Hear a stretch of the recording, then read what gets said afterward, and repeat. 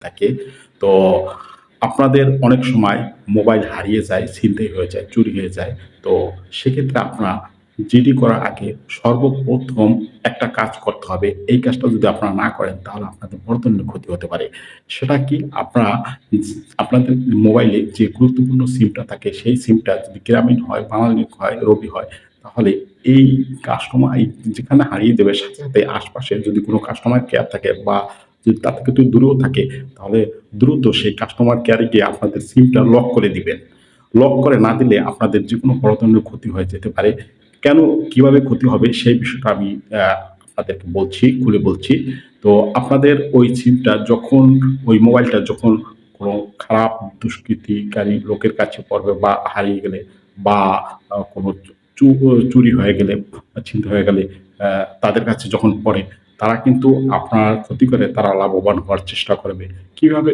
যেমন আপনাদের ওই সিমের ভিতরে যখন আপনার স্ত্রীর নাম্বার থাকবে বা আপনার ছেলে-মেয়ের নাম্বার থাকবে, তখন কিন্তু সে এভাবে আপনার ক্ষতি করবে যে ফোন দিয়ে বলবে যে আপনার ছেলে হলে ছেলেকে বলবে যে আপনার বাবা এরকম অমুক হসপিটালে আছে, সে অ্যাক্সিডেন্ট হয়েছে।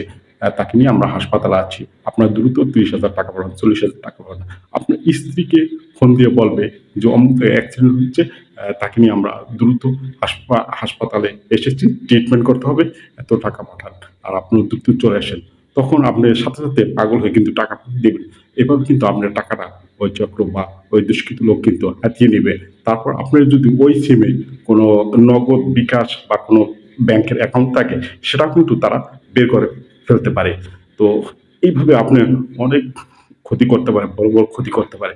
তো অবশ্যই আপনি এই মোবাইলটা হারানোর সাথে, সাথে ওই মোবাইলে যে সিম ব্যবহার করেছেন বা ওই মোবাইলে যে সিম আছে, সেই সিমটা অবশ্যই কাস্টমার কেয়ারে গিয়ে লক করে দিবেন। মূলত এই সতর্কতামূলক বিষয় আপনাদের জানানোর জন্য এই ভিডিওটা করেছি। যদি ভিডিওটি ভালো লাগে সবার মাঝে একটু অবশ্যই ভিডিওটি শেয়ার করে দিবেন। আর অন্যদেরকে দেখার জন্য, সতর্ক হওয়ার জন্য। তো এই ছিল আজকের ভিডিও। আসসালামু আলাইকুম।